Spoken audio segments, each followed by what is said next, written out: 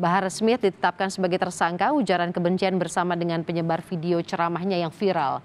Keputusan ini didapat setelah keduanya diperiksa lebih dari 9 jam oleh penyidik di Treskrim Sus dan di Treskrimum Polda Jawa Barat.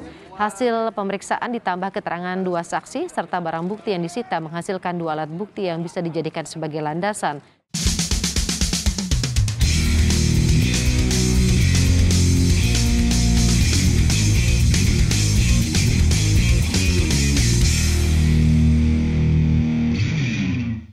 Kemarin Bahar Smith dipanggil oleh Polda Jabar, langsung dijadikan tersangka dan dia ditahan.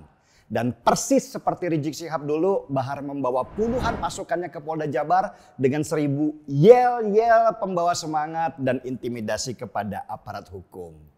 Bahkan sehari sebelum datang memenuhi panggilan Polda Jabar, Bahar Smith dan kawan-kawannya sudah mengarang cerita halu duluan.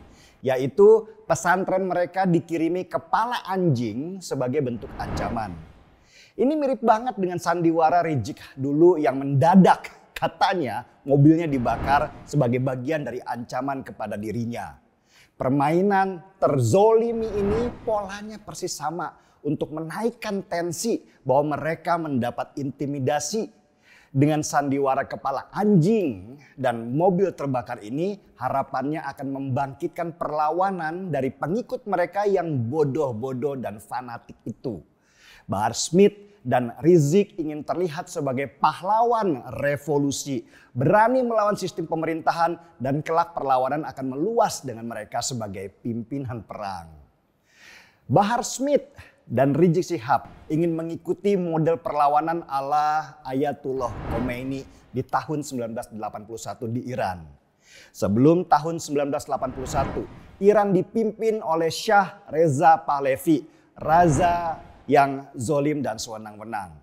Shah Reza bahkan menekan para ulama dan membunuh beberapa santri supaya membuat mereka takut. Bukannya takut, perlawanan keras malah muncul dari kelompok agamawan dan terjadilah revolusi besar di Iran yang menjatuhkan Shah Reza Pahlavi dengan Ayatullah Khomeini sebagai pemimpin besarnya waktu itu. Cuman Bahar dan Rizik lupa, mereka bukan Ayatullah Khomeini. Ayatullah Khomeini dikenal oleh pengikutnya sebagai orang yang lurus dan bersih. Kalau Rizik lebih dikenal dengan chat seksnya bersama Firza.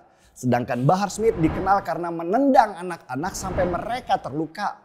Label ulama mereka rontok seketika karena kasus-kasus itu sehingga banyak orang yang dulu mendukungnya mulai menjauh. Rizik dan Bahar tidak pantas menyebut dirinya panglima revolusi apalagi ulama karena perbuatan mereka yang memalukan. Karena itulah sandiwara yang mereka mainkan seperti mobil terbakar dan kiriman kepala anjing itu gak laku jadi berita di media sosial. Orang udah banyak yang gak percaya pada mereka. Mereka dianggap pembohong sehingga dukungan pada mereka semakin kesini semakin longgar ikatannya. Cara yang polanya sama. Selain mencoba memancing keributan dengan mobil terbakar atau kiriman kepala anjing itu adalah dengan pengerahan massa. Ini pola umum dari kelompok mereka dan bukan saja di Indonesia tetapi juga di seluruh dunia. Pengerahan massa ke Polda Jabar adalah bagian dari intimidasi kepada aparat untuk menunjukkan bahwa mereka punya kekuatan yang tidak bisa dianggap remeh.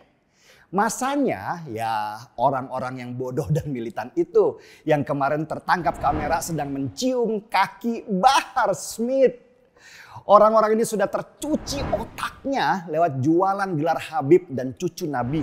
Orang-orang yang tidak berpendidikan dan rata-rata pengangguran. Model orang seperti inilah yang gampang dicuci otaknya dan dijadikan pengikut oleh mereka.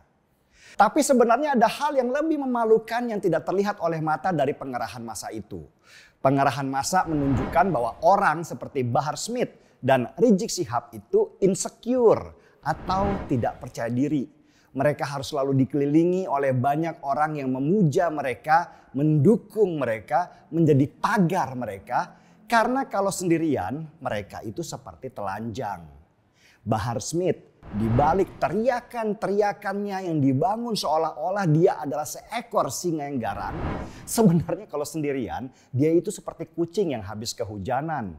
kesepian karena selalu merasa tidak aman, atau paranoid. Karena itulah dia butuh ada gerombolan orang di sekitarnya yang membuatnya merasa seolah-olah dirinya itu besar. Cobalah bandingkan dengan Ahok atau Basuki Cahayapurnama waktu di pengadilan. Dia datang sendiri dan hanya diikuti oleh beberapa orang pengacaranya untuk membantu masalah hukumnya. Ahok tidak perlu bawa puluhan bahkan ratusan supporter untuk menekan pengadilan.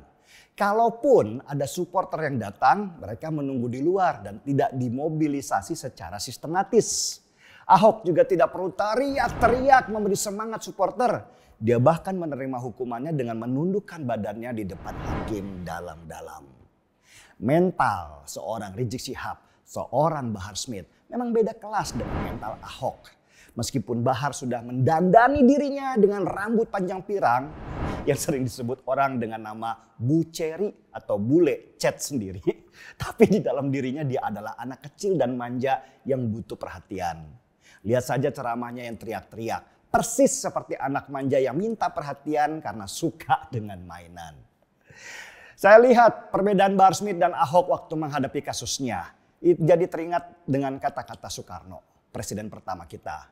Soekarno berkata, bebek berjalan berbondong-bondong, burung elang terbang sendirian. Dan melihat Bahar Smith membawa puluhan pengikutnya ke Polda Jabar, saya kok merasa seperti melihat bebek yang datang berbondong-bondong ya. Dan di belakang bebek ada Bohir yang menggiring mereka menuju kandangnya, tempat mereka disediakan makanan. Seruput dulu kopinya.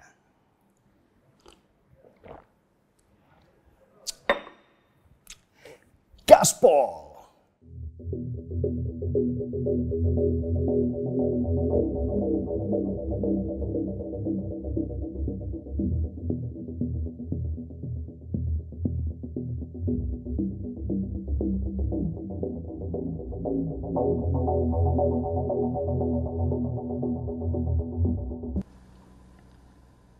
Adapun kronologi singkat adalah sebagai berikut. Berawal dari adanya laporan dari saudara TNA tentang kegiatan ceramah saudara BS pada tanggal 11 Desember 2021 di Marga Asih, Kabupaten Bandung, berkaitan dengan ucapan saudara BS saat ceramah yang mengandung berita bohong yang kemudian diupload, kami ulangi, diupload atau ditransmisikan oleh saudara TR ke dalam akun YouTube dan selanjutnya disebarkan atau ditransmisikan sehingga viral di media sosial. Itulah yang menjadi pokok perkara pidana yang sedang disidik oleh Polda Jawa Barat.